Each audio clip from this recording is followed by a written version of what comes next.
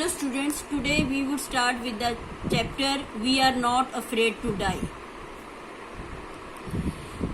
The chapter was written by Gordon Cook and Ellen East. The story is about a 37-year-old businessman who is the narrator of the story. ये जो story है एक 37-year-old businessman के बारे में है जो कि स्टोरी का नरेटर भी है. He has a wife named Mary and two children, Jonathan aged 6 and Suzanne aged 7. उसकी वाइफ का नाम मैरी था और उनके दो बच्चे थे. बेटे का नाम जोनाथन था जो कि 6 साल का था और सुजैन बेटी का नाम था जो कि 7 ईयर की थी. He and his wife both dream of a voyage around the world on their ship Wave Walker, which is a 23-meter long, 30-ton wooden hull, just like that of the famous Captain James Cook. Captain cook और उसकी wife Mary ने दोनों ये सपना देखते हैं कि हम समुद्री यात्रा पर जाएंगे, वर्ल्ड की सैर करेंगे. वॉवेज का मतलब होता है समुद्री यात्रा. और उसके लिए उन्होंने अपना जो शिप तैयार किया उसका नाम उन्होंने वेव वॉकर रखा जो कि 23 मीटर लॉन्ग था और जिसका वेट 30 टन था. The whole family started sailing from Plymouth England on July 1976. पूरी फैमिली ने अपनी यात्रा जो इंग्लैंड में प्लाईमाउथ जगह से शुरू की जुलाई 1976 में. The initial phase of the 3-year long journey was from Africa to Cape Town. शुरू में उन्होंने 3 साल के लिए अपनी यात्रा शुरू की जो कि अफ्रीका से उन्हें केप टाउन तक जाना था. इट वॉज प्लेजेंट और ये यात्रा काफ़ी अच्छी रही. While heading east along with 2 newly hired crewmen, strong waves hit them and their survival became a question. पर ईस्ट की तरफ बढ़ते हुए उन्होंने 2 क्रूमैन भी हायर किए पर स्ट्रॉन्ग वेव्स ने उनके वेव वॉकर पे अटैक किया और उस समय उन्हें इतनी मुश्किलों का सामना करना पड़ा कि उनका अपने आप को बचा पाना भी एक मुश्किल काम हो गया. The story tells us about how they fought each day and survived till the end. ये स्टोरी बताती है कि कैसे हर दिन उन्हें नई नई मुश्किलों का सामना करना पड़ा और आखिर में वो कैसे अपने आप को बचा पाए. The narrator and his wife plan a voyage around the world just like famous Captain James Cook. Narrator और उसकी वाइफ ने एक समुद्री यात्रा प्लान की. They have been preparing and perfecting their seafaring skills for the past 16 years. पिछले 16 सालों से जो उन्हें सी के बारे में जितनी नॉलेज थी, जितनी उनकी योग्यता थी, वो उसको सबको अपने वेव वॉकर को परफेक्ट करने में लगा रहे थे. They get a ship which is 23 meter long and weighs 30 tons named Wave Walker. और उन्होंने वेव वॉकर जो कि 23 मीटर लंबी थी और जिसका वजन 30 टन था. They test it in the rough weather for months. और बुरे मौसम में वो कई महीनों तक इसका टेस्ट करते रहे कि ये शिप वेव वॉकर उसमें काम कर पाएगा कि नहीं रफ वेदर में. इन जुलाई 1976 they all start their journey from Plymouth England. और जुलाई 1976 में उन्होंने अपनी जर्नी शुरू की प्लाईमाउथ से. They sail from Africa to Cape Town which was quite a pleasant journey. और उन्होंने अफ्रीका से केप टाउन तक की जर्नी की जो कि काफ़ी अच्छी रही. Before heading east the narrator hired 2 crewmen, Larry Vigil and Herb Sizzler, to help them tackle one of the roughest sea, the southern Indian Ocean. और ईस्ट की तरफ बढ़ने से पहले नरेटर ने 2 क्रूमैन को हायर किया जिनका नाम लैरी विजिल और हब सिजलर था ताकि वो जो एक one of the roughest sea southern Indian Ocean है वो उसमें कोई प्रॉब्लम आए तो उनको हेल्प कर सकें. They encounter strong and alarming waves during the second day. अपनी यात्रा के दूसरे दिन उन्हें बड़ी स्ट्रॉन्ग और डरा देने वाली लहरों का सामना करना पड़ा.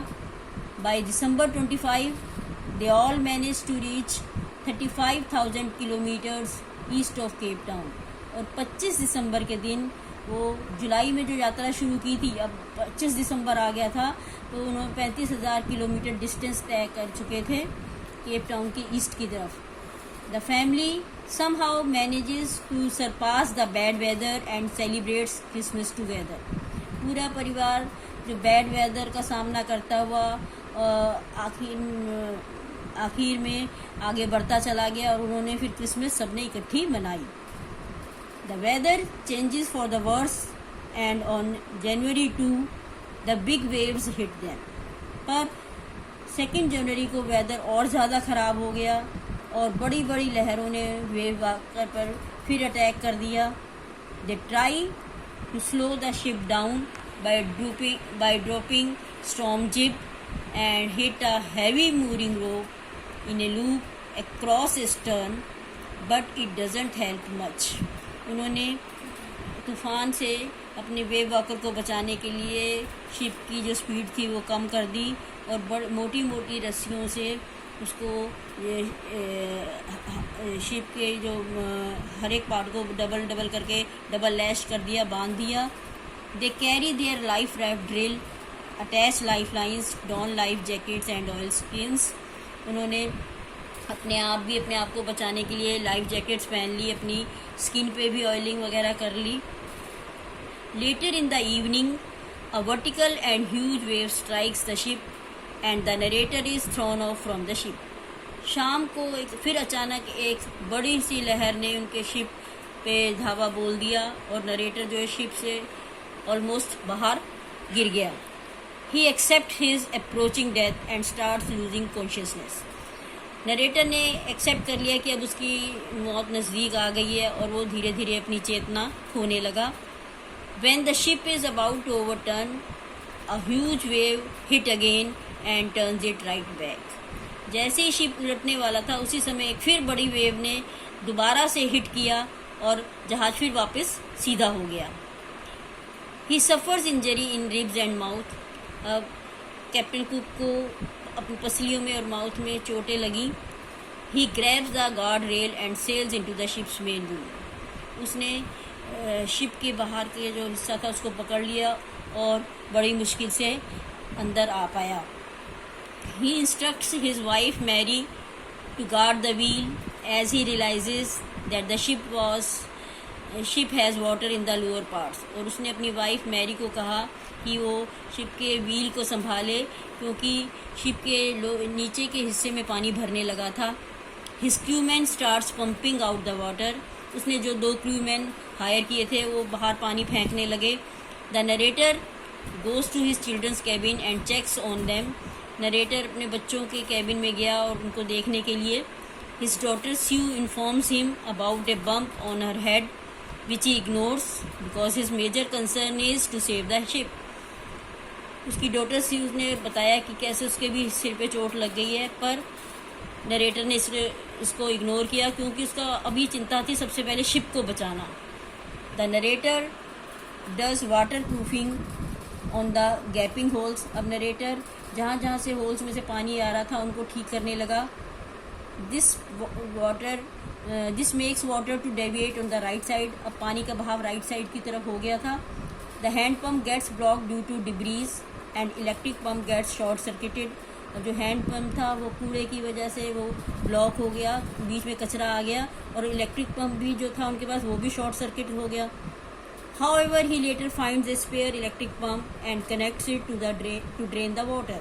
अचानक एक स्पेयर जो इलेक्ट्रिक पंप उसे मिल गया और उसने पानी को बाहर फेंकने के लिए उसे कनेक्ट करा. They all keep pumping the water all night long. पूरी रात वो सब पानी बाहर निकाल कर फेंकते रहे. Their mayday calls are not answered as they are in the remotest corner of the world. पर वो किसी इमरजेंसी कॉल भी नहीं कर सकते थे क्योंकि वो संसार के सबसे रिमोटेस्ट कॉर्नर पर थे उस समय पहुंचे हुए. The ship is in a bad shape now. अब शिप बहुत ही बुरे शेप में था.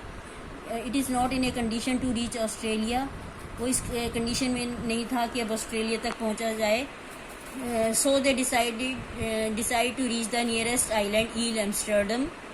तो उन्होंने डिसाइड किया कि ठीक है, हम पास का जो आइलैंड है एम्स्टर्डम वहाँ पर ही पहुँच जाए तो वही बहुत है. As their supporting engines were also damage, the chances of the ship to reach the destination are low. क्योंकि उनके जो इंजन्स पूरी तरह से डैमेज हो गए थे और वहाँ तक पहुँचना बहुत मुश्किल हो गया था. After pumping the water out continuously for 36 hours they took a sigh of relief. लगातार 36 घंटे पंपिंग करने के बाद उन्होंने अब चैन की सांस ली.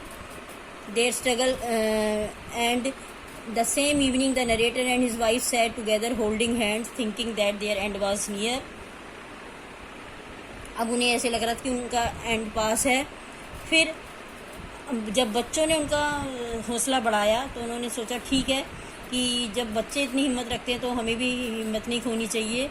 और he instructed Larry to steer the course to 185 degrees.